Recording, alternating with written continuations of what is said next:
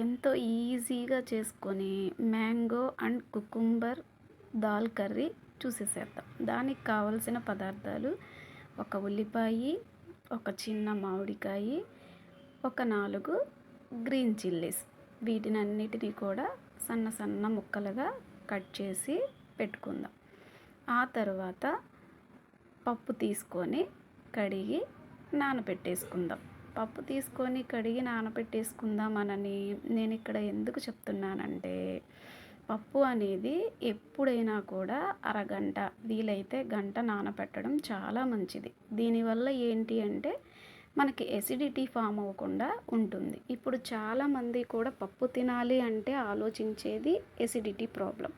So ఇలా నానబెట్టడం వల్ల మనకు ఆ ఎసిడిటీ ప్రాబ్లం నుంచి చాలా వరకు తప్పించుకోవచ్చు. అండ్ షుగర్ పేషెంట్స్కి కూడా ఇలా నానబెట్టి వండటం వల్ల షుగర్ లెవెల్స్ కూడా త్వరగా ఇంక్రీజ్ అవ్వవు. అండ్ ఇంకొకటి ఏంటి అంటే కనుక, ఒక చిన్న దోసకాయ, దీన్ని కూడా పప్పు కూరలో యాడ్ చేసుకుందాం.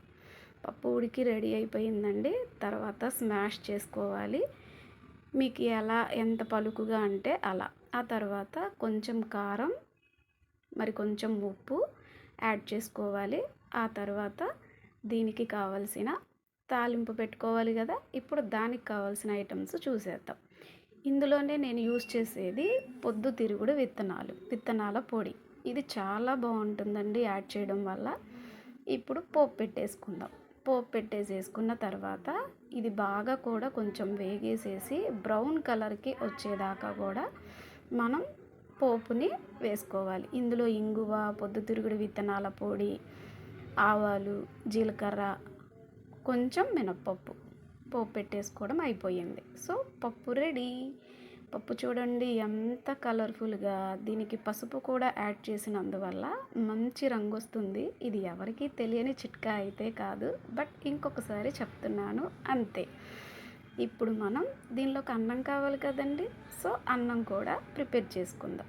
ఇది కూడా అరగంట, గంట నానబెట్టి వండటం వల్ల అన్నం చూడండి ఎలా పలుకులుగా మంచిగా వస్తుందో. ఇలా వండటం వల్ల ఇది కూడా షుగర్ పేషెంట్స్కి చాలా మంచిది. నానబెట్టడం వల్ల షుగర్ లెవెల్స్ త్వరగా ఇంక్రీజ్ అవ్వవు. సో ఇప్పుడు పప్పు కూర, అన్నం రెడీ. పెట్టేసుకొని తినేసేద్దామా మరి? ట్రై చేయండి మీరు కూడా. పొద్దుతిరుగుడు విత్తనాల పొడి యూస్ చేసి మీరు కూడా పప్పు ఒకసారి